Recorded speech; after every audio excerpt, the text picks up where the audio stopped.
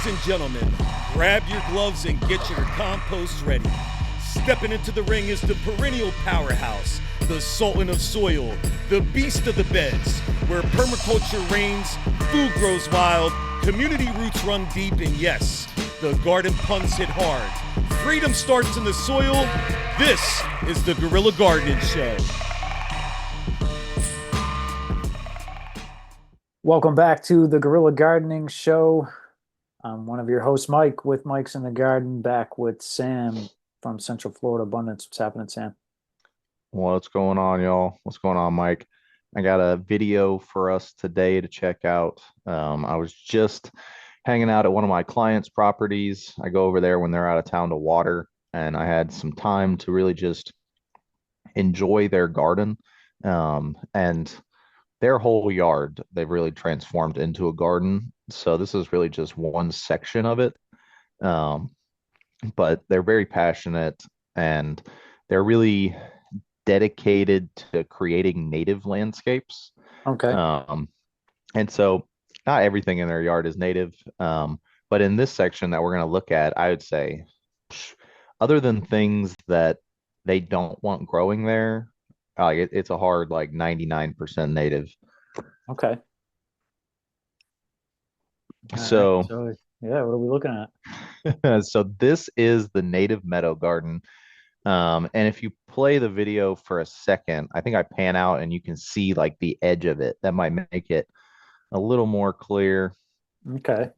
Yeah, so this is their grass line, like their lawn grass. And really their like the grass that's left in the yard is really just in pathways, maybe, 5 feet across, going around these beds.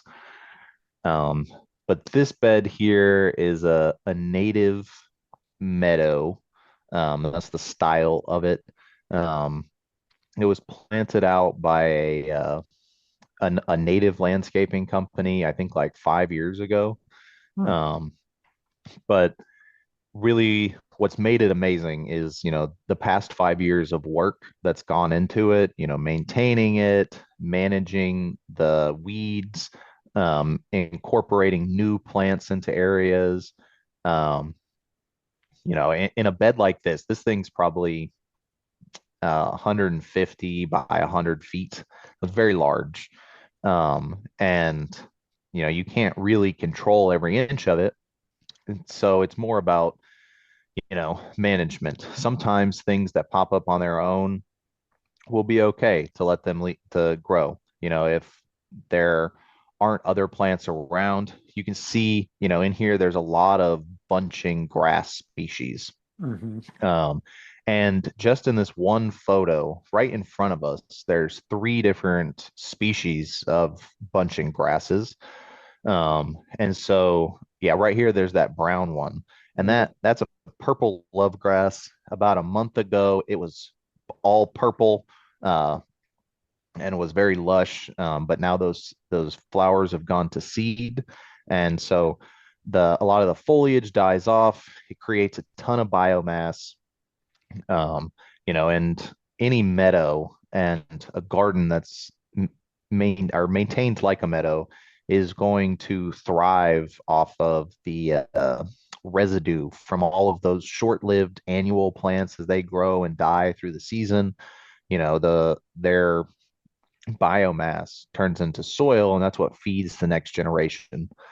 But then also there's off to the left in the front here, there's a taller grass species, and that's an andropogon, bushy blue stem with very deep roots.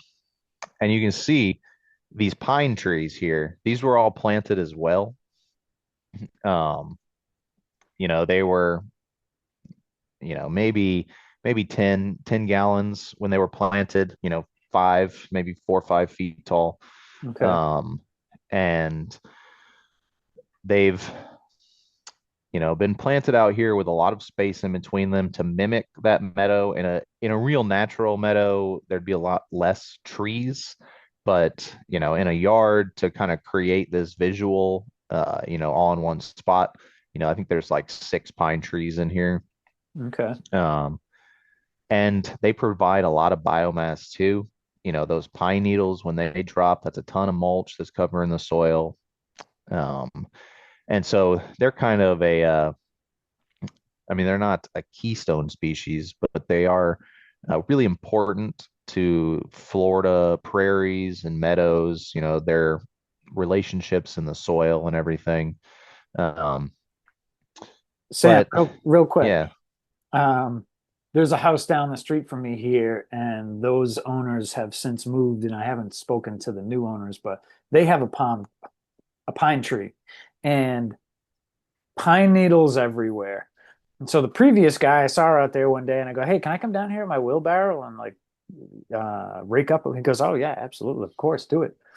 And so I'm thinking, if I rake up all the pine needles under someone's natural pine tree that's in their yard, I'm kind of exposing the, I guess the system that's working underneath it right now. But most of them rake it up and put it in bags and take it away anyway. So, what's your thoughts on that?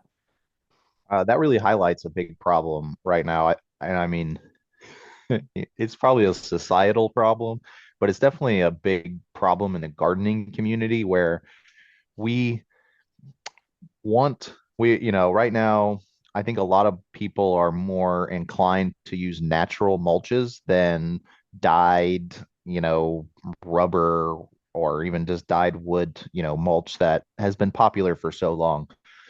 But it's a problem, when we are just constantly bringing in natural mulches from outside of our system.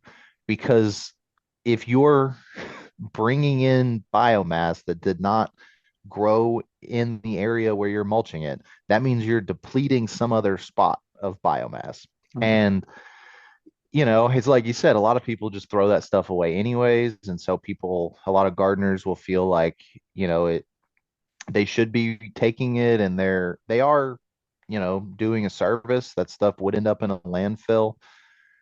But, at the end of the day, the biomass for your system should be produced in the system if you're going for, natural, sustainable, especially if you're trying to mimic native ecosystems. Um, and I mean, I'll go around and collect leaves in the winter. And usually, if I see anybody, that's raking them, I'll tell them, like, thanks, but you'd be better off just leaving them where they are. I think a big problem in a lot of like Florida yards that have oak trees is that people rake their leaves all the time. And you'll when you tell somebody don't rake your leaves, they'll say, well, it'll kill the grass. Well, that's true. I mean, somewhat. It's not going to kill every species of grass, and it'll actually benefit some, but really what it does is enriches the soil. And when you're taking that material out every winter, or if you got people harvesting from your yard, when you're paying kids to rake your leaves, you're really just, shooting yourself in the foot. Mhm. You're because you're probably what I see so often is people will rake up their natural mulch and then buy mulch and then, spread that around. But I mean, if they're doing that, usually it's artificial or, dyed mulch that isn't going to be very good or not very full of nutrients. So they're not really getting anything out of it. So, I think the best thing you can do is plant stuff that is going to create mulch. If you like using pine needles, plant a slash pine. That's a really fast growing pine tree that's going to drop a lot of needles throughout the year. And after, I mean, depending on how big you plant it, 5 or 6 years, it's going to produce a good amount of mulch. Um, but also the grass species, really for small scale places, uh, the grass species just produce so much biomass. And, they're adapted to being chop and dropped because they're adapted with herbivores coming and, eating their tops off. But then even if you don't chop and drop them, at the ends of the season, all of that old growth is just going to die off into the soil anyways. Um, but in this system, there's just so much biomass because there's, tons of different annuals in here. I mean, obviously the grass species. If you pause it up here, so this is two different annual wildflower species that are native to Florida, and the purple one is a carfiferous. I think it's vanilla leaf. I'm not sure. Uh, and but it is definitely a carfiferous um, and native perennial wildflower. You can see these leaves if you follow those purple stems down to the bottom, right in the middle here. Actually, there's a great basil rosette. Those leaves will stick around all year down there on the ground, but then every fall, this is really about the end of their season. They send up these purple flower heads, and they're just beautiful. Um, and then surrounding it, you see these white flowers. I believe that's uh, snowy square stem, I think is the common name.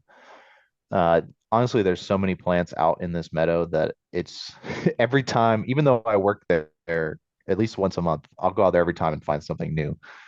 Um, And so, these plants, the carfiferous here, I did plant probably 4 or 5 months ago, but all the square stem that's around it just grew around it. Came up from seeds from the previous year. That's another big goal in a system like this is we want stuff that's going to reseed itself. Hmm. If you play it now, we're going to go down a pathway that's through the meadow. And so no grass in this, just some stones. And since it is the, end of summer, beginning of fall, if you're a Florida gardener, you know that gardens get crazy this time of year.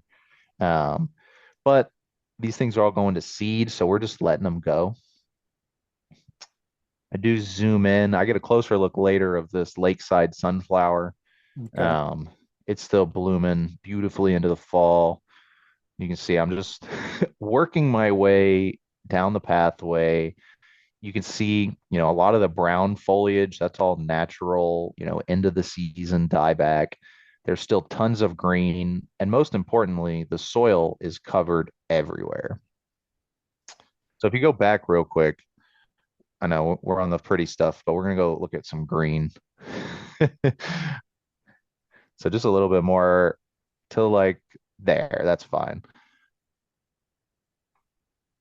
So this is a saw palmetto, and this is one of the areas in the garden that gets managed a little less just because there's no like super needy species over here.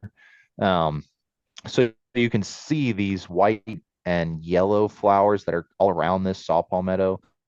That's Biden's alba, the Spanish needle, which is sort of native.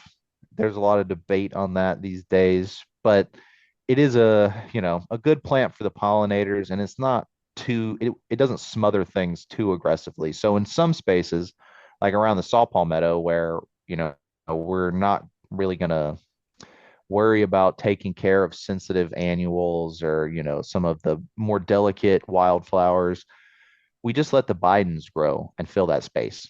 And what I'll do, maybe once a month, I'll come through and pull them out of the center of the saw palmetto, but around the edges, they're completely fine. Um, and if a plant's going to grow itself and we don't have to do the work to do it, I say just let it do it. For sure.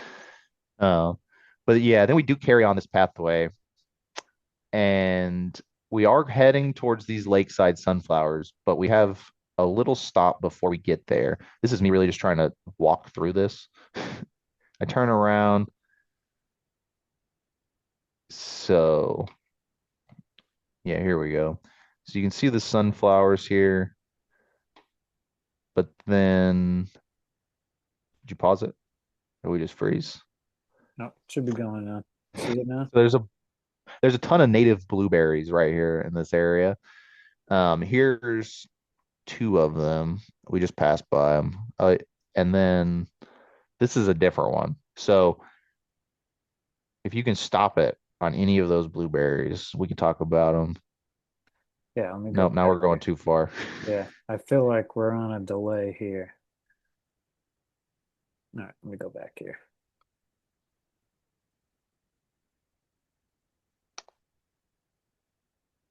All right. Can you spot the blueberry that we're about to? Well, it's okay. So we can talk about this one real quick.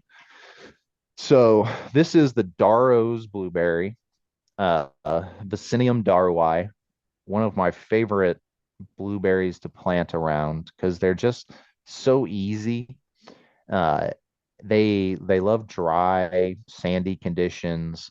They love full sun as long as they get enough water, which they don't need a whole lot of water, but you know, if it hasn't rained in 2 months like it is right now, they do need some irrigation. Um, but the new growth comes out as this pinkish color and then turns to this almost blue and then the greenish blue. Um, they make berries that are really tasty. They're a little bit smaller than your typical blueberries you'd see at the store, but you just pick more. And then they can form colonies. So, it'll send up more trunks from the roots out of the ground. Um, you can split those off, or you can just let them form a little thicket. They usually fruit, I think, I think they had fruit on them like late summer, like maybe July, August. Okay. Um, but then I don't know if we'll be able to even find it, but behind me before I got to this one, there are native high bush blueberries, and there's one. There it is. Yep. And so this is gonna look a lot more like your cultivated blueberries that you'd find, at a nursery. Um, but again, they're native. The berries are gonna be smaller, but they're gonna be way hardier. Uh, it it may not look like the blueberry you planted from Lowe's because that blueberry is probably dead. Those things are really hard to grow in the ground here in Florida. But the native blueberries, they're very adaptable and they can do quite well. Um, and we got two different species growing right next to each other. I think this one's underneath the pine. The blueberries, I will say, blackberries too, have specific fungal connections. They pair with mycorrhizal fungi that help aid in their root growth and nutrient accumulation. Um, and the pines here in Florida also have those same mycorrhizal connections. And so, if you're planting things out and you don't already exist in the habitat that has those plants, you may need to inoculate with some mycorrhizal fungi. But then, having some blueberries around, your pines, they're all going to benefit from that together. And then the pine will mulch the soil, keep it covered, provide some shade, maybe in the middle of the day for those blueberries. Um, that's a great native companion planting, doing some native blueberries around some pines. Hmm. Um, but yeah, then we go on to the lakeside sunflowers, and that's what they are. They're beautiful. They need a lot of water. They're on irrigation. They would not be flowering without it. And then you can see here, so the purple flower there is a frost aster. And then maybe these plants that are planted around it. Do you see the little like the leaves coming out of the soil of the mulch around the aster? Yeah, is that dandelion? So it's not dandelion, it's a thistle. Okay. And people may be familiar with these. They're very spiny, Yep. but then when they flower, they get, I mean, it's like an artichoke flower because artichokes are thistles as well. These beautiful purple composite flowers, different types of thistles. Some will have, you know, maybe cup size flowers. Usually they're more like quarter size, but very beautiful. Um, and they're native, and it's a an overlooked plant. So to see, gardeners out here planting it is always great. But you can see right here an example of how the homeowner and I get these new plantings established in here, because this has become an ecosystem. It's not just plants anymore. There's animals, I mean, tons of insects, uh, and they have to eat too. Currently, there's a large population of rabbits. There never were before. This was all like cow pasture, and all the neighbors are like, there's no rabbits around here. But in this yard, there are a lot of rabbits, Hmm. and they love to eat. We've been testing to see some things maybe they don't eat, but it seems like, you know, Delete it with all. yeah, because I mean, the food is abundant in this property, but this property is only an acre and it's surrounded by just, I mean, lawns and hay fields. And neither of those are going to be very conducive to the wildlife. So they all they congregate here. I mean, she's got barn owls, there's foxes, uh, all sorts of things that just kind of show up in her yard. And so we want that, that's kind of the goal, but we have to find ways of still gardening around those things. So we build these little flimsy fences, and they're tight. They're tight on the plants, um, and they're not very sturdy. And that keeps anything from being able to climb over them. Um, but then because of the tightness, it also eliminates, you know, the creature's desire to jump over them, because most things will look where they're going to land before they jump. And if they don't see an easy place to land, they're more hesitant about just going over a fence. Right. Um, and so we do this until things get established. And then we take it out. It also helps to know where to water new stuff, because if you if you just plant a plant out here, even if the animals don't get it, you'll lose it, within a month, because the other things around it are just going to grow. So the cage also helps keep the other foliage from smothering things out while they establish. Um, but yeah, and then this is actually mulched with pine straw that was brought in from one of the pine trees in a different area of the property. And Okay. so, we are using local pine straw from this system. Um, we just make sure that we're not taking too much from any one place and moving it somewhere else. So you have branches here, it looks like, kind of holding up the chicken wire. Sure do. Yeah, and I mean, really, that we do so much of these little plantings that, I mean, having stakes, finding good stakes just never really worked out. It was always a waste. So there's so many, woody shrubs and trees around here that there's plenty of straight sticks. And those have worked out great. None of these cages are permanent. And so by the time the sticks start to rot, it's time for the cages to go away.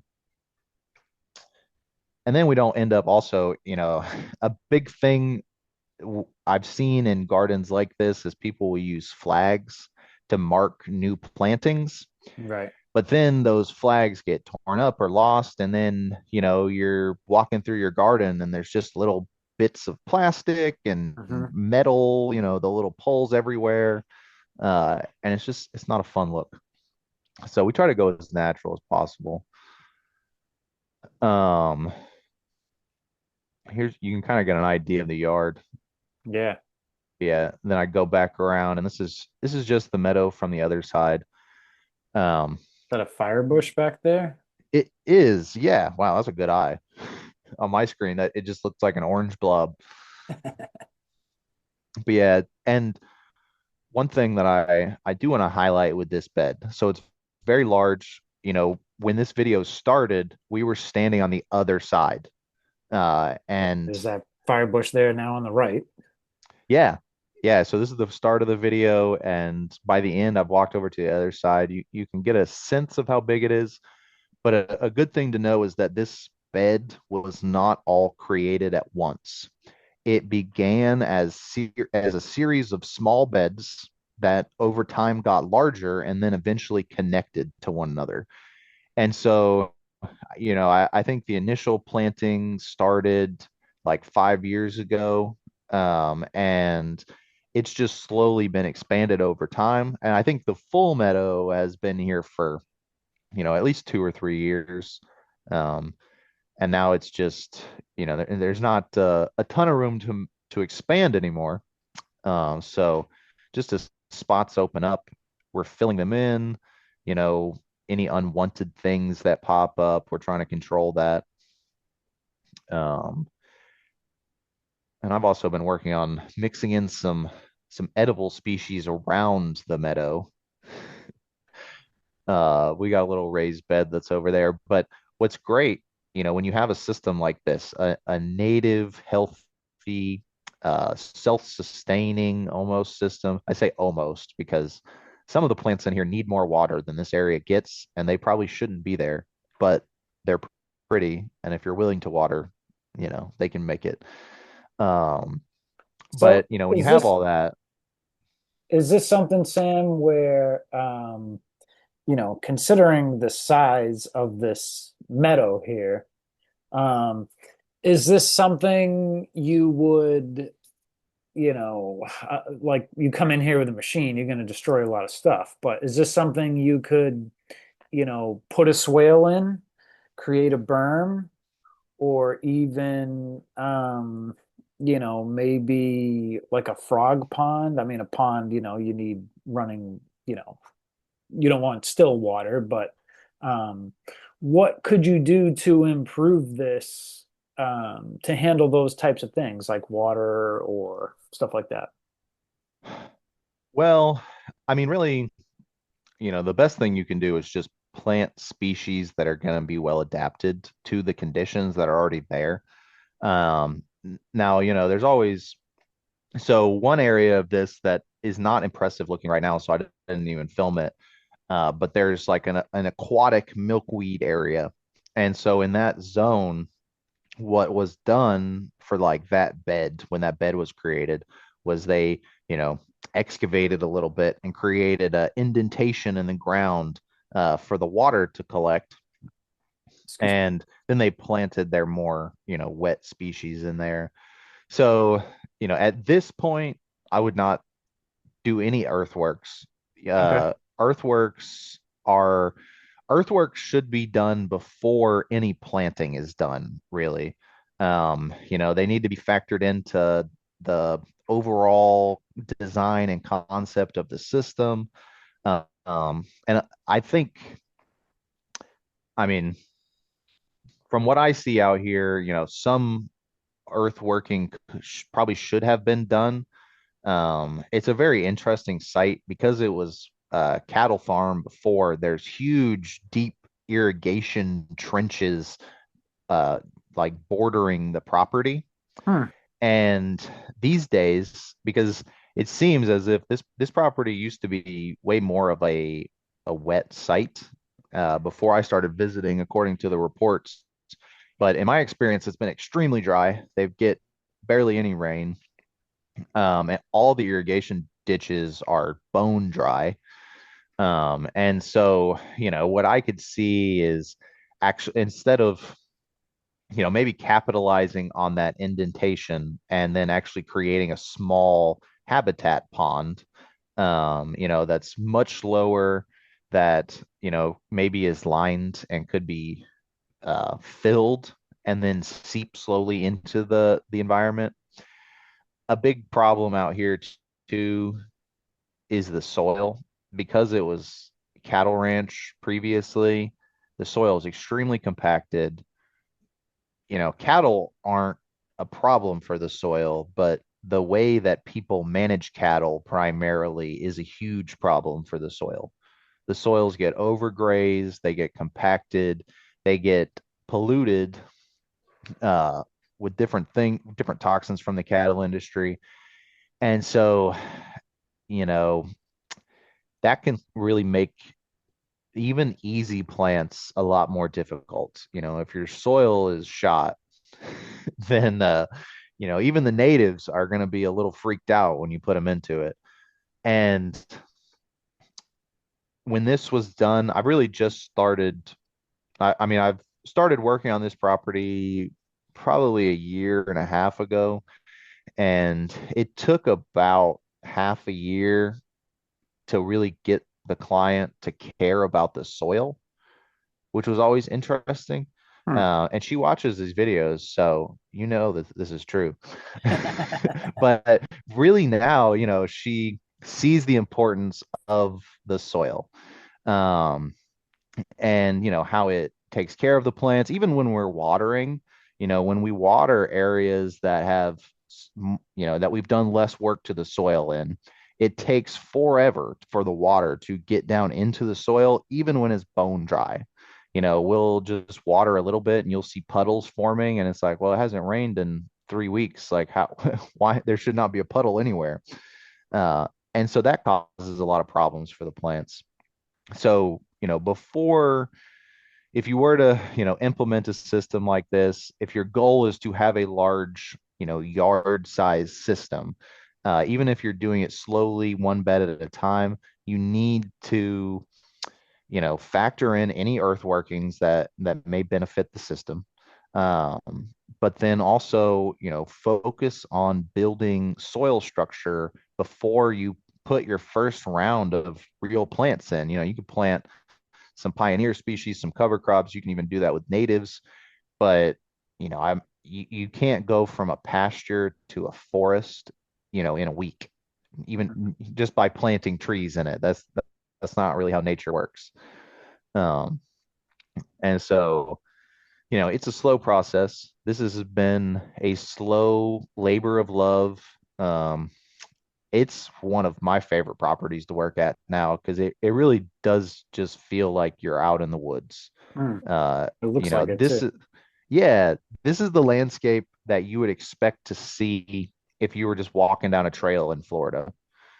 And, you know, having it out in your backyard, that's got to be incredible. And I, I do know that it, you know, is a daily task. Um, this area is not, I've said it's on irrigation, but all that's done is hand watering, whatever she can water with a hose. Okay. And I mean, she's a powerful waterer. She'll water for, 3 to 4 hours a day if it needs it. Yeah. Most of us won't do that. No. Um, so, but also it's an acre. There's so many different areas of the yard. We could one day I'll make a YouTube video going around the whole thing. Because I mean it could probably be an hour long video. And then if I upload it like that, you'll actually be able to see what it is we're looking at. Be a good one to get a drone shot of, I think. It's too close to an airport. I've tried to fly the drone. They won't let me get more than 10 feet off the ground. Yeah. Yeah. I pretty much every property I go to, I try to fly the drone, and it's like I'd say 50% of them are there's some random airport around there, and they're like, no, no way. Well, we want to showcase today the Florida Native Plant Society Heartland out of Polk County. Tell us a little bit more about these guys, Sam. Yeah, absolutely. So I will say that this is my Native Plant Society chapter. Um, I'm the president of this chapter. So want everybody to know that, we're here in Polk County. We do informational meetings on the third Tuesdays, um, mostly every other month. We take a break there in the summer. We do field trips around Polk County to different trails.